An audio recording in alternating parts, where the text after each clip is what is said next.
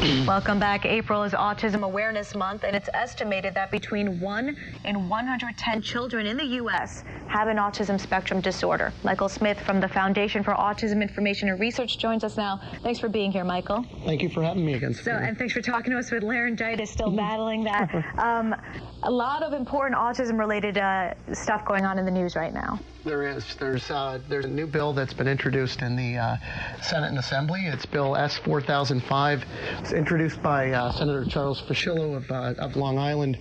5 years ago, he carried a bill that we passed that basically said that health insurers could not deny health insurance for those same medical conditions. So this is a continuation of that bill? It's a continuation, and what it does is it's going to provide services.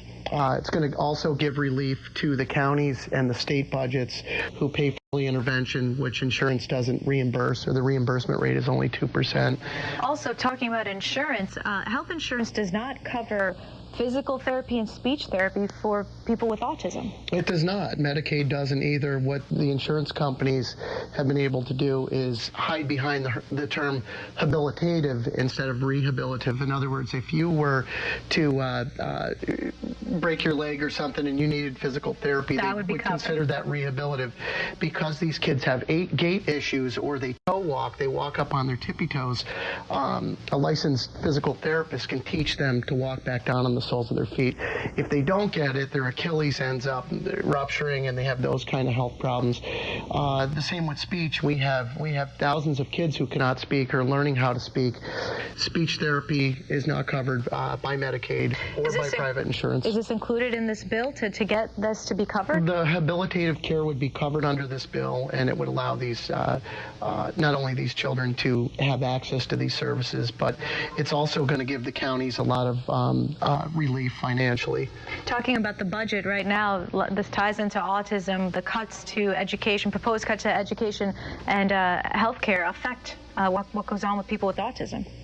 It does right now, and I think the legislators have really learned a lot from last year. Last year, a bill was passed through the legislature. It was vetoed by Governor Patterson. There was about 24 organizations, including mine, that pushed the governor to veto that bill. We didn't feel it was going to create coverage.